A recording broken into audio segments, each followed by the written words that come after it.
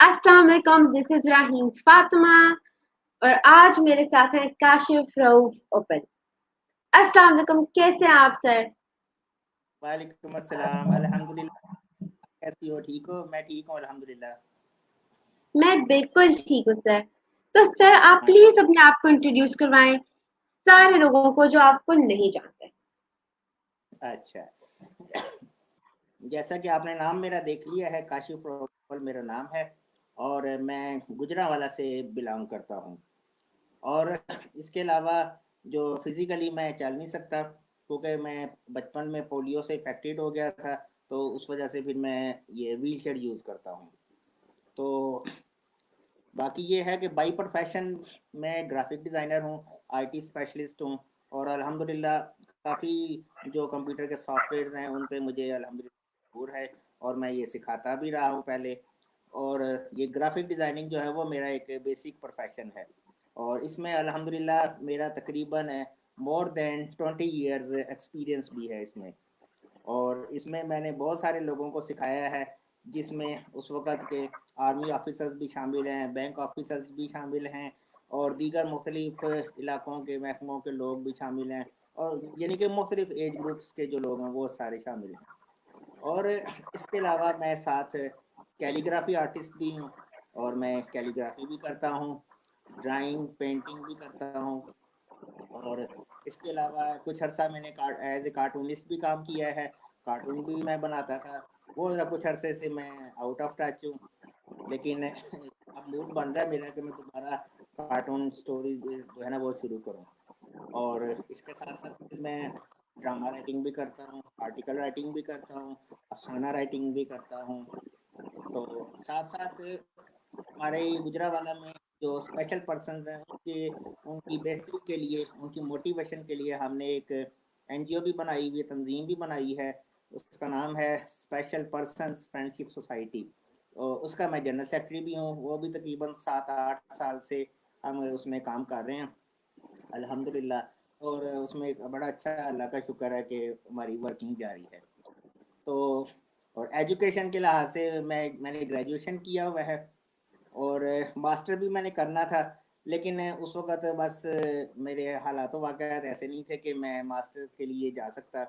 तो वो साथ ही फिर मैं ये ग्राफ़िक डिज़ाइनिंग की फ़ील्ड में आ गया ग्रेजुएशन करने के बाद और 2 साल मैंने इस ग्राफ़िक डिज़ाइनिंग को सीखा और उसके बाद फिर 1998 से मैंने अपनी प्रोफ़ेशनल लाइफ़ का आगाज़ किया। सर आपने तो सब कुछ बहुत ऐसे तो सब कुछ एक ही चीज में बता दिया। तो अच्छा सर, अब हम थोड़ा सा पीछे चलते हैं। तो जी, जी। आपका बचपन कैसा था?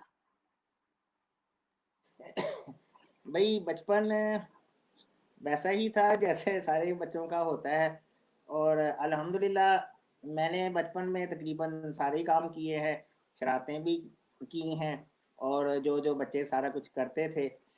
और एक आपको मैं मज़े की बात बताता हूँ कि बचपन में मैं जो मेरे साथ घर में जो दीगर बच्चे होते थे, उन सब का मैं लीडर होता था और उनको उनसे मैं मुख्तलिफ काम भी कर अपने ले लेता था।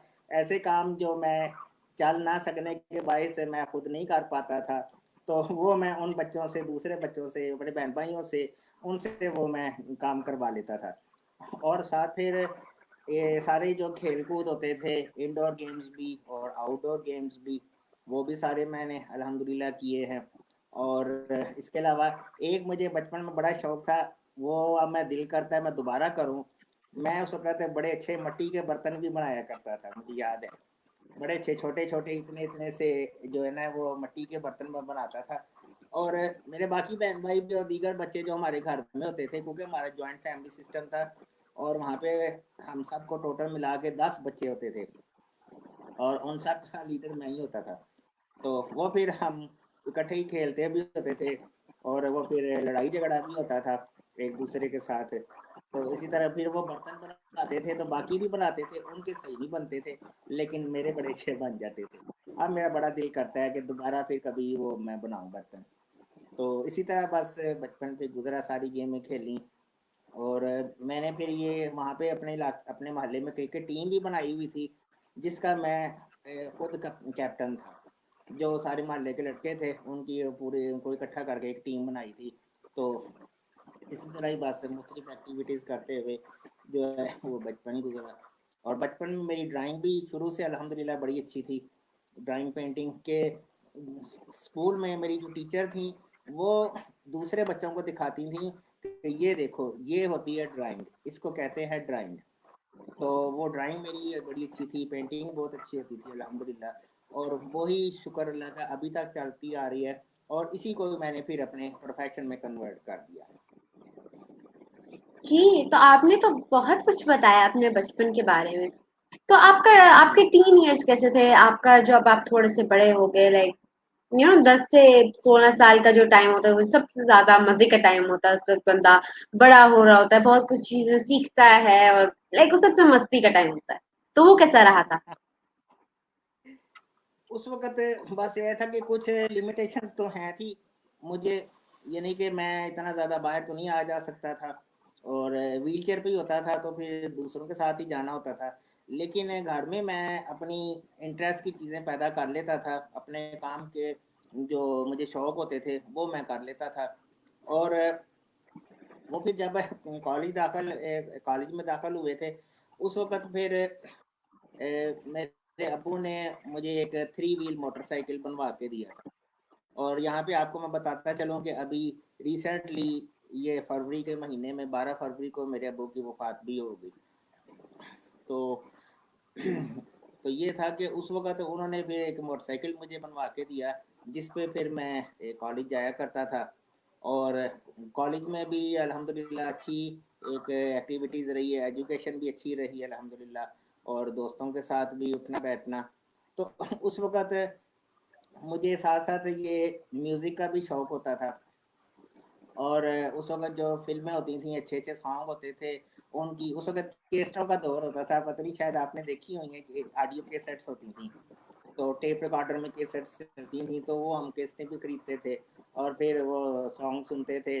उस वक़्त एक वॉकमैन होते थे, वो छोटे-छोटे होते थे, तो उसमें हेडफ़ोन लगा के तो या फिर घर में जो टेप रिकॉर्डर या डेक होते थे, तो वो करते थे। तो इसी तरह फिर ये 90s का दौर मैं आपको बता रहा हूँ, 90s के दौर में। तो उस वक़्त फिर ये बसंत भी हुआ करती थी जो जिसमें ये पतंगे वगैरह उड़ाई जाती हैं। तो मैं भी पतंगे उड़ाता रहा हूँ। तो उसमें यानी कि शुरू में पहले होता था कि मैं उसका जो पेचे लगाना होता था वो नहीं मैं इतना लगा पाता था। लेकिन फिर एक मर्तबा मेरे भाई ने कहा कि चलो अब ये इसको इस तरह करके पेचा लगाना है। तो फिर मैंने वो भी लगाया। तो बड़ा अच्छा मेरा एक्सपीरियंस और बड़ा इसी तरह ही बस जो है ये टीन एज का जो ज़माना है वो इसी तरह ही मुख्तलिफ गुजरा। तो साथ साथ बीच में इसमें मैंने अपने आर्ट को भी फोकस रखा। मैंने कैलीग्राफी भी उसमें करता रहा उस वक़्त।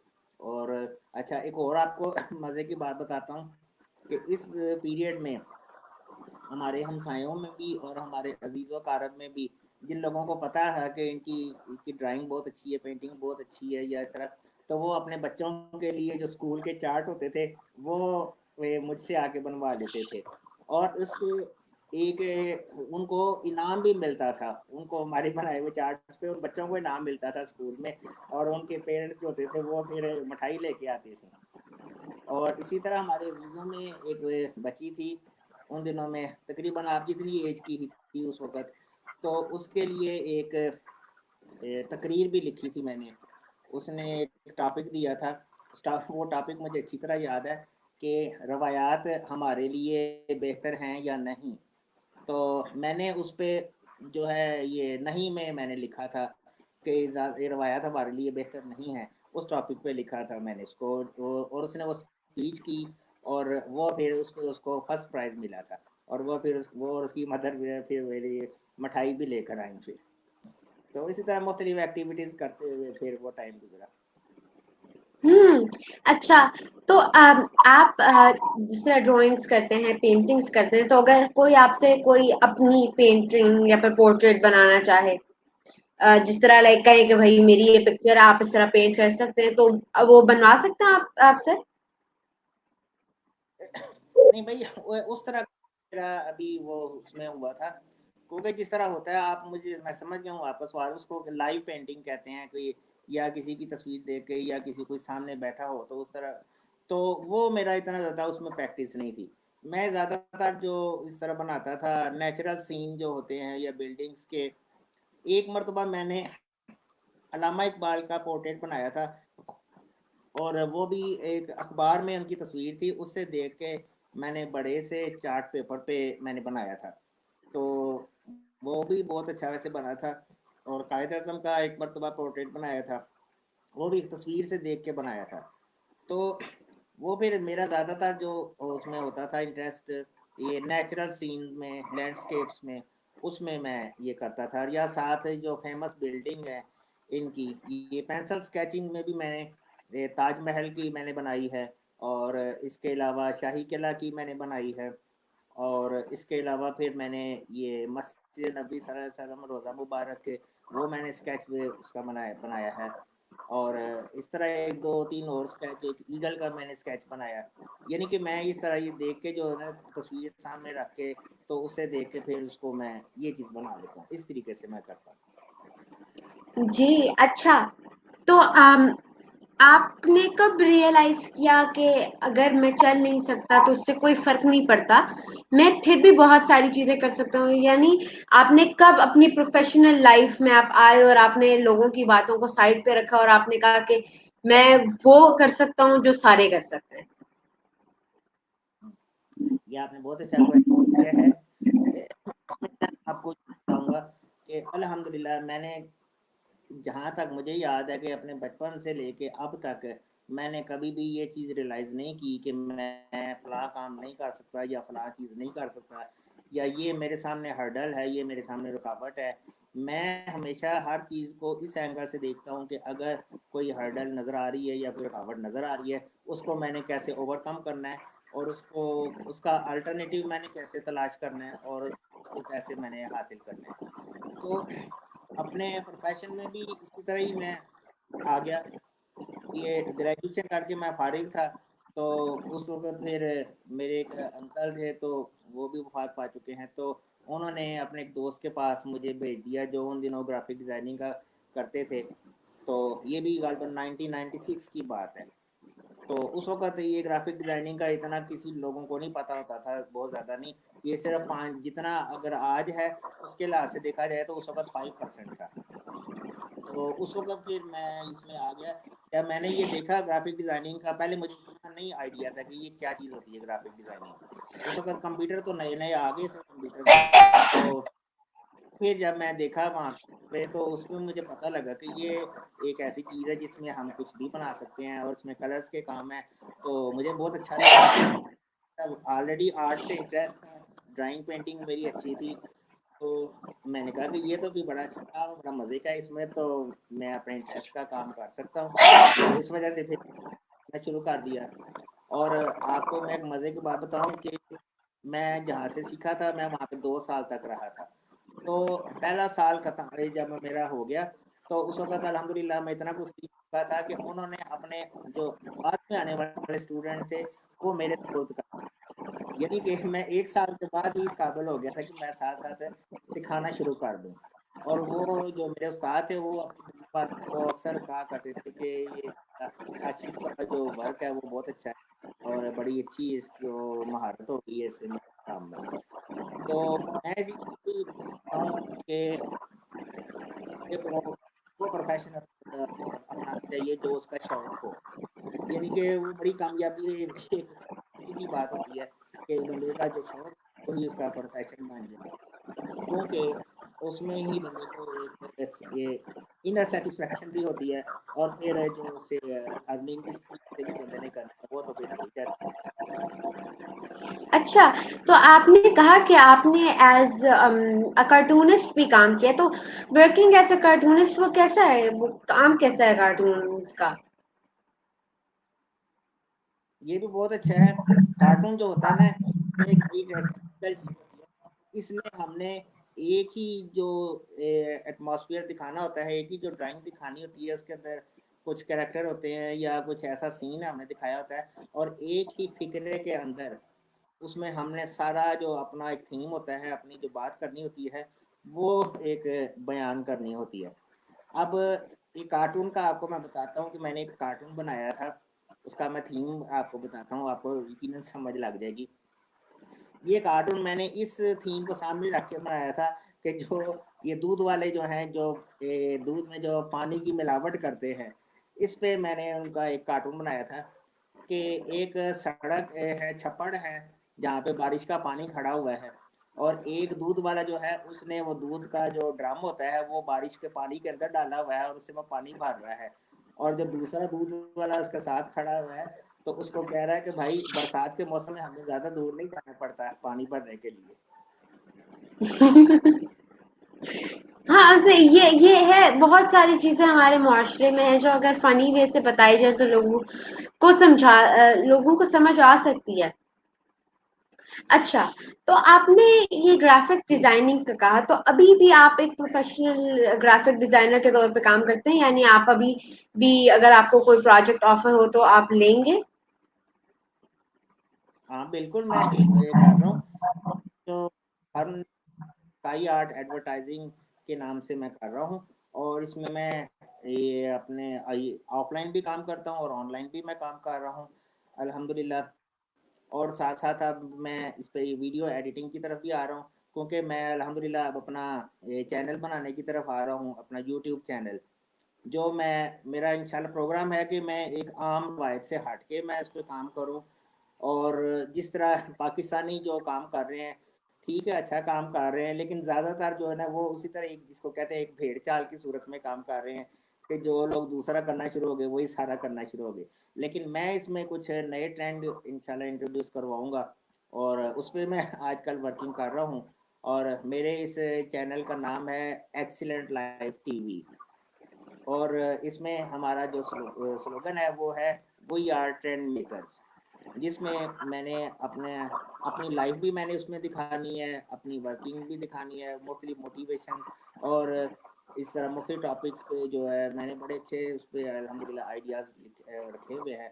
तो उस पर मैं अब साथ साथ अल्हम्दुलिल्लाह वर्किंग कर रहा हूँ। जी, अच्छा, तो आपको कैलीग्राफी भी आती है, तो आप कौन सी लैंग्वेज में कैलीग्राफी करते हैं? मैं ये अरेबिक में करता हूँ, अरेबिक कुरान पाक की आयत की कैलीग्राफी, और बिस्मिल्लाहिर्रहमानिर्रहीम, और इस तरह कलमा तैयबा। तो इस तरह ये मुख्तलिफ स्टाइल में मैं इनको खूबसूरत स्टाइल में लिखता हूँ। इसमें मेरी एक जो इंस्पायरेशन है, ये गालबन आपको शायद इलम होगा, अगर नहीं है तो आप इस बारे में ज़रूर ये आप इंफॉर्मेशन लें। साद कैन एक बहुत बड़े जो आर्टिस्ट हैं और कैलीग्राफर हैं, तो उनका काम मुझे बहुत अच्छा लगा, बहुत अच्छा लगता है, और मेरी इंस्पायरेशन भी वो हैं। और उस हवाले से फिर मेरा भी जो कैलीग्राफी में जो एक ब्रांड नेम है, वो काशफैन के नाम से है, काशफैन, यानी कि सादकैन की मुनासबत से काशफैन। तो उसमें फिर मैं अब ये कुरान पाक की आयत की करता हूँ कैलीग्राफी, जिसमें मैं सूरत अल रहमान की भी कैलीग्राफी कर रहा हूँ, और उसमें जो सूरत अल रहमान की जो आयत हैं उनके थीम के मुताबिक, उनके तर्जमे के मुताबिक उसमें सारा मैं डिज़ाइन जो है वो मैं तैयार करता हूँ। तो ये कैलीग्राफी जो है ना, ये मैं एक कंप्यूटराइज्ड डिजिटल कैलीग्राफी करता हूँ। यानी कि हैंड वाली कैलीग्राफी जो थी वो मैं स्कूल कॉलेज के ज़माने में करता था। तो उसके बाद जब से मैं ये ग्राफिक डिज़ाइनिंग की प्रैक्टिकल फील्ड में आया, तो उस वक़्त से फिर मैं ये कंप्यूटर से करना शुरू कर दिया, क्योंकि पीछे ज़हन तो माइंड तो एक ही काम कर रहा होता है, आगे हमारे पास टूल डिफरेंट होते हैं, चाहे वो ब्रश और कैनवस हो जाए, चाहे वो कंप्यूटर के टूल्स हो जाएँ, तो बात तो एक ही है। तो उस तरह फिर मैं ये जो कैलीग्राफी है वो मैं ये तैयार कर रहा हूँ। जी, बहुत अच्छा लगा आपसे बात करके, आपको जान के। तो अब क्योंकि हमारा इंटरव्यू एक एंड पे आ रहा है, तो मैं आपसे कहना चाहूँगी कि प्लीज़ आप हमारी ऑडियंस को एक बहुत खूबसूरत सा मैसेज दें। ज़रूर, ज़रूर। लेकिन मैं एक ऑडियंस को एक मैसेज देने से पहले मैं आपको एक मैसेज दूँगा कि मैंने एक दो तकरीबन 5-6 साल कबल एक ड्रामा लिखा था। तो उसमें एक मैंने बच्ची का भी करैक्टर लिखा है, और वो बच्ची जो जिस किस्म का मेरे ज़हन में उसका माइंड है, वो किस तरह उसका बोलने का लहजा हो, किस तरह उसका अंदाज हो, तो वो बिल्कुल मुझे आप पे ही जा रहा है। और मैं फिर आपको ये ऑफर करूंगा इंशाल्लाह कि जब भी मैं उस ड्रामे को तैयार करवाऊं करूं, तो वो बच्ची का कैरेक्टर जरूर मैं आपको देना चाहूंगा। इंशाल्लाह।